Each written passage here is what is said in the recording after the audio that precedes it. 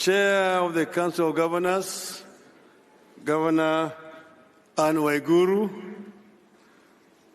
the Deputy, other governors who are here present today, all protocols observed, ladies and gentlemen, hamjambo.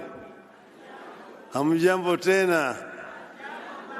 Hey, I feel very, very delighted and intimidated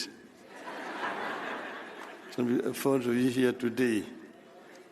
I am happy to come. I was invited to come, and I was reminded that this is the 8th of the summit that we're holding. And I just realized that I have been with you in all the 8 summits that you have held. So I was very happy to come again here today. Now, before I say anything else, I just want to introduce those who have come with me. 2 you have already been introduced. Your immediate former chairman, Governor Wycliffe Ambetsa of Paranya, former Governor Kakamega, and Governor Mwangi Wairia. But I'm also here with the former Minister for Defense, the leader of DNA Party, Eugene Wamalwa. I'm also here with the chairman of Roots Party, Professor George Wajakoya.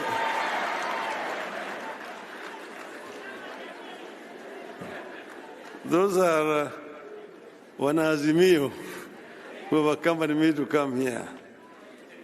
We are all very delighted.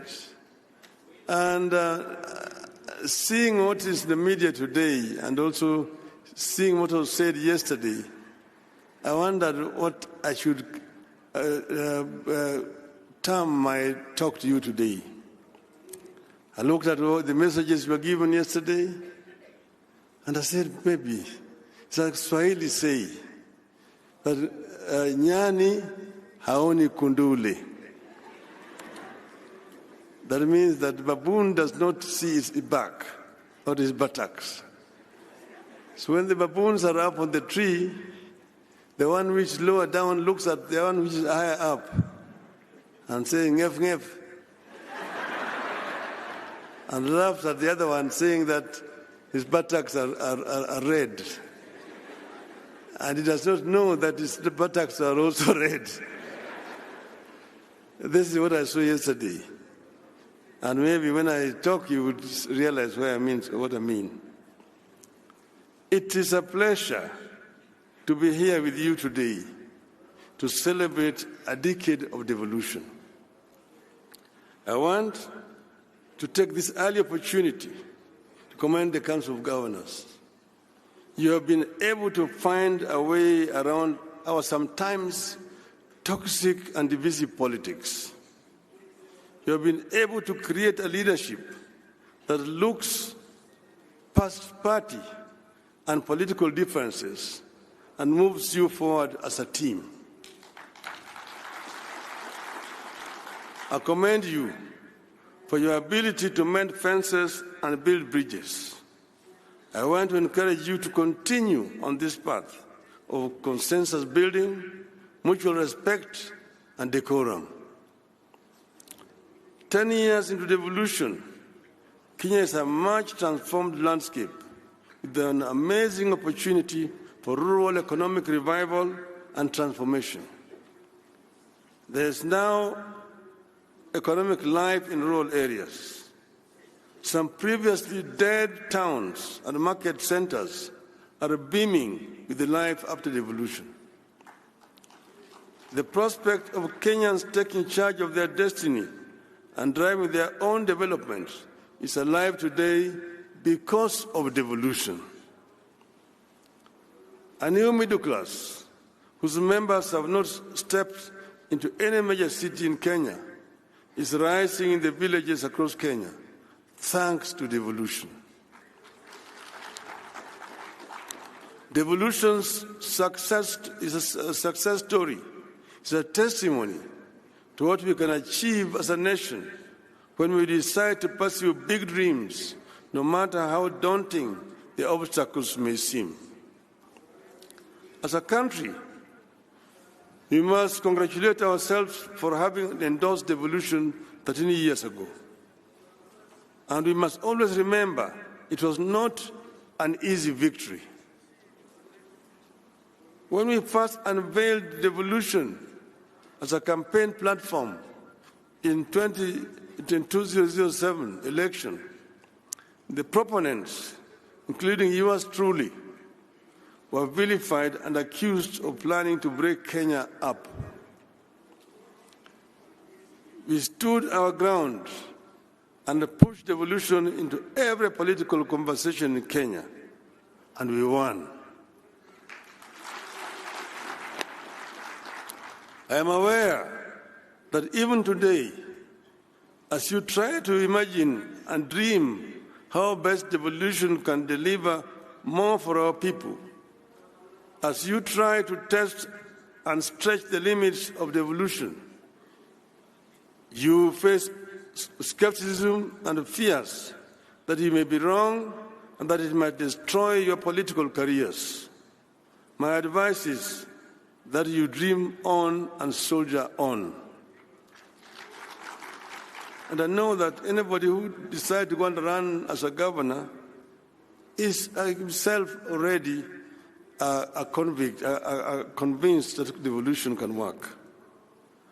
And I encourage you to remember the words of President Franklin Roosevelt. I quote, "The only limit to our realization of tomorrow will be our doubts of today. Let us move forward with a strong and active faith," unquote. Devolution continues to have doubters, but devolution can no longer be a loser without the nation losing. Excellencies, at this forum, I have the warm feeling of a person among friends who think alike and have the same goals and aspirations. As far as devolution goes, my aspirations and those of the governors are aligned. We may have differed here and there about the management of our affairs at both the national and county levels. But when it comes to devolution, I believe our differences are only as to the method of attaining a goal. There has never been, and there shall never be, an argument between us about the goal. We all appreciate devolution. We all want devolution. In some counties, devolution has achieved in 10 years what the national government was never able to achieve in 50 years. We know the challenges facing devolution. For instance, funding remains inadequate and its flow uneven and unpredictable. The controller of budget and central bank need to relook at the law. The County Allocation of Revenue Act, CARA, contains a disbursement schedule. And I was sitting next to the former governor, who is now the Minister for Finance, and I told him exactly the same thing. Therefore, the administrative step of Treasury writing a letter to CBK to release funds should not arise. CBK should implement CARA full stop. Bureaucracy at the Office of the Controller of Budget continues to hold back devolution. There's a worrying clash of vision and responsibility between county chief executives and the members of county assemblies. As the first port of call across the villages, MCAs have real concerns like remuneration and facilitation that ought to be addressed.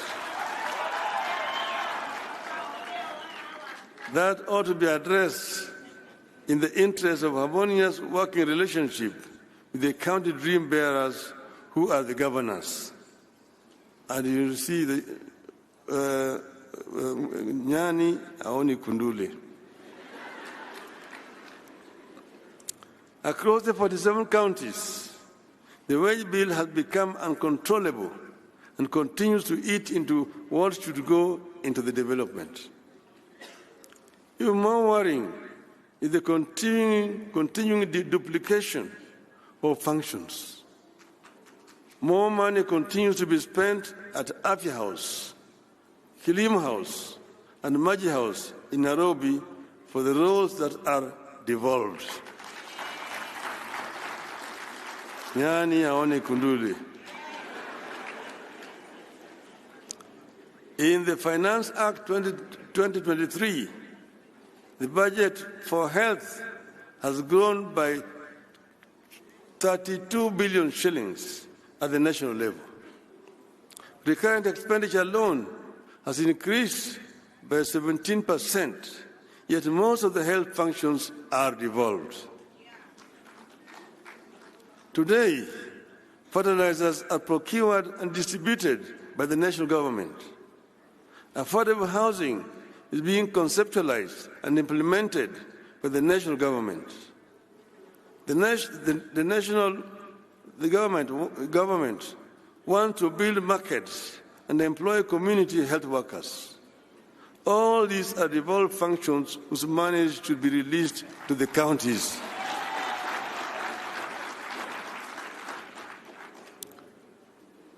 "10 years into devolution, this tug of war between the counties and the national government needs to come to an end.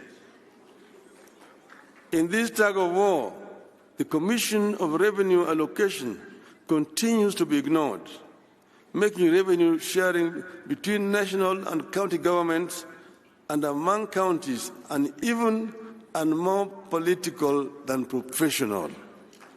Nyani aone kuduli.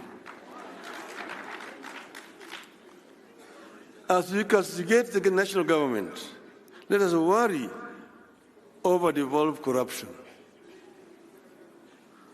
Oversight seems concentrated at the national level, while the graft stalks devolution at every turn.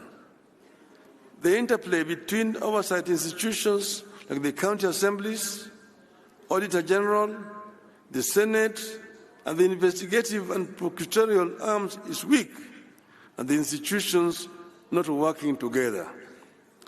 But I want to say that it's not only that the corruption has been devolved, corruption has also remained very big at the national level. So the national level has no business talking to you about devolved corruption. When assemblies and the Senate inquire into a matter, the best they can do is recommend investigation. When investigators complete their work, the best they can do is to recommend prosecution. And there is, of course, no guarantee that the courts will punish the wrongdoers.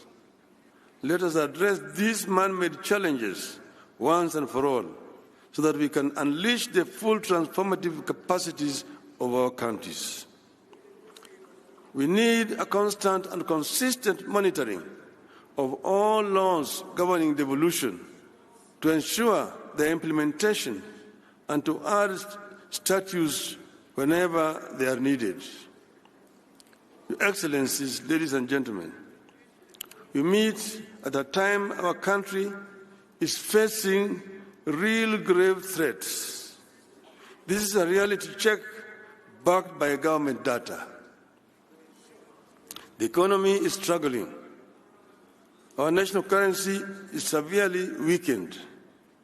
The shilling has fallen by 10% since March this year. Our people have been hit hard by punitive taxes and consequent rise in the cost of living. We have runaway unemployment. Our healthcare system is broken. We face challenges with food security at a time climate change is turning everything upside down. From farming to healthcare provision of water and infrastructure, nothing is the same or predictable anymore. Unfortunately for governors, you are stationed where the desperation, the need, and the expectations are highest. That is, at the grassroots, where people want instant solutions. I believe that as a country, we are lucky to be going through these challenges in the era of devolution. I believe that if county governments were not here to absorb some of the shock and act as cushion, the economic and governance challenges Kenya is going through today would have overwhelmed and overrun the national government. To continue providing buffers for our country and respond to the cries of the people, counties need a tremendous amount of financial resources in a timely and predictable manner. The national government, therefore, needs to understand and appreciate counties as necessary partners in the journey for a successful Kenya. The problems and responsibilities the people and the counties face today demand that we reevaluate and strengthen our commitment to preserve the place of the county government and bestow it with the power, the authority, the responsibilities, and the revenues necessary to discharge those roles and meet expectations. In times like these, county government may be tempted to do what the national government is doing, which is to increase charges for services they provide to generate more revenue. And I was listening to the talk about its own revenue. I see it differently. I believe this is the time for county government to act compassionately and responsibly. The problems our people face today require that we invest within our means in programs that create jobs and put money into the people's pockets. Counties don't have to copy and paste what the national government is doing. I encourage you to be own models for innovation and creativity.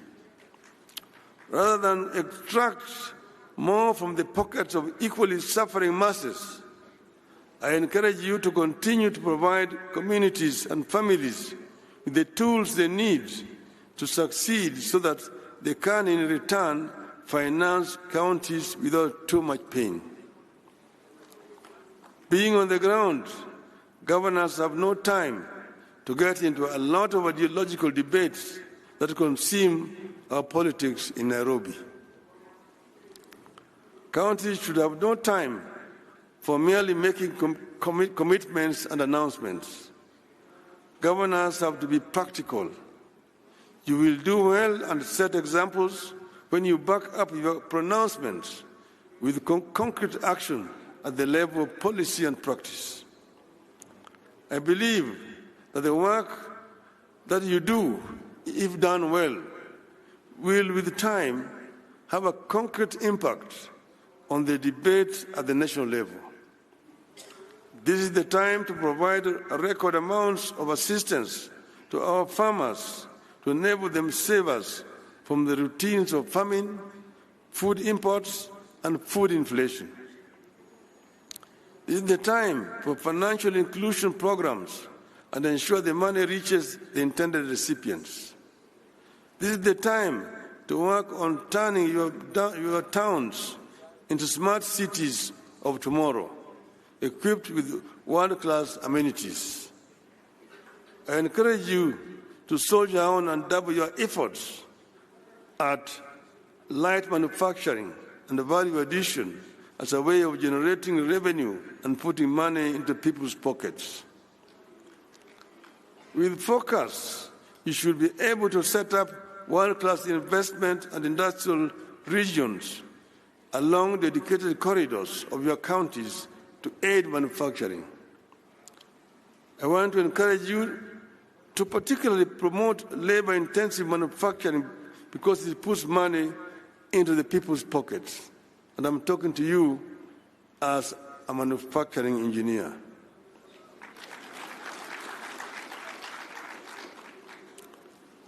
Put focus on building infrastructure, including roads, electricity, and water and farm irrigation. This will yield returns.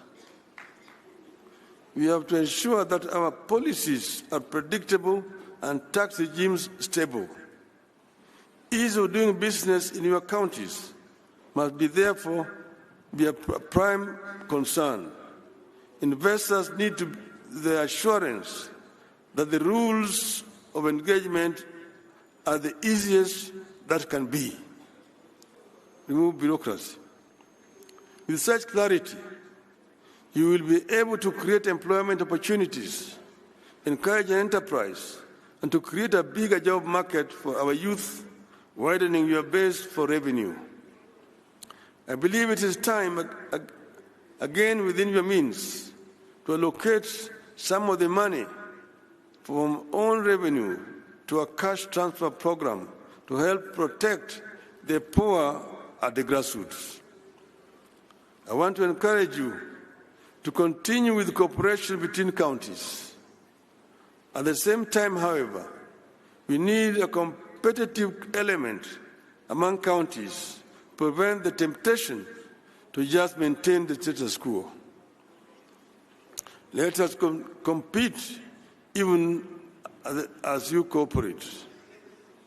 Finally, ladies and gentlemen, I want to disclose to you a reality slowly taking shape in our country, but which many of us, including the governors, may not notice.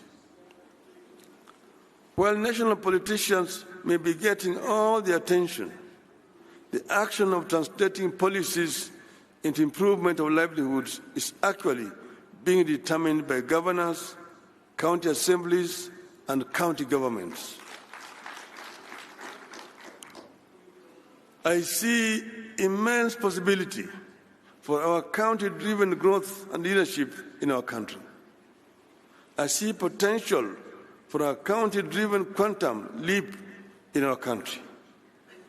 This hidden reality is not limited to one section of our region. The potential is unlimited. Be open to ideas, investments, and innovations. You may just be the team that put the country on the path to a reversible takeoff. I want to conclude by referring to what Governor Jonathan B. said, the host governor, that they are expecting bumper harvest in this region because they did Maandamanos in the farms instead of doing the Maandamanos on the streets, also carrying sufurias. I want to tell him that this katiba that we have is a product of Maandamano.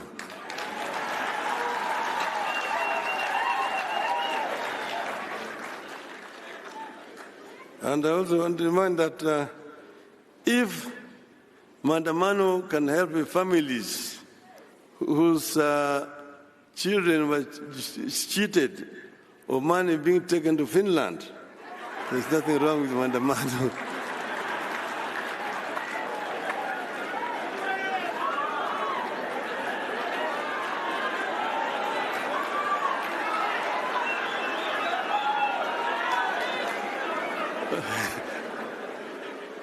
What is wrong is police brutality.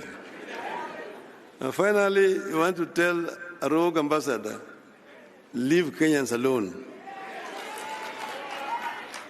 If Maandamano can lead to a dialogue between Ichung'wah and Kalonzo, everything is good with Maandamano. Tell the rogue ambassador, Kenya is not the United States. Kenya is not a colony of the United States. Keep your mouth shut when you hear. Otherwise, we will call for your recall back to your country. I thank you, ladies and gentlemen.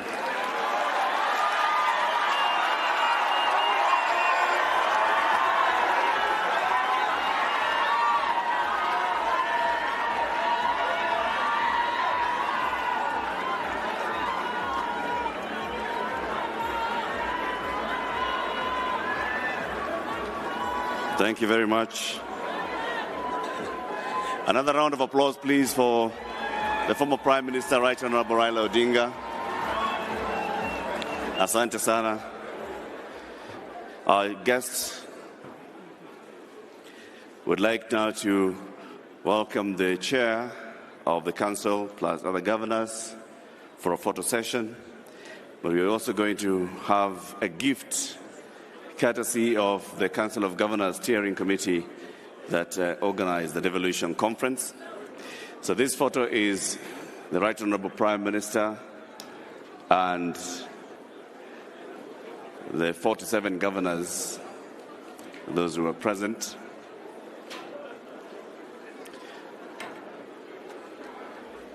The next photo is going to be the Right Honorable Prime Minister and senators present.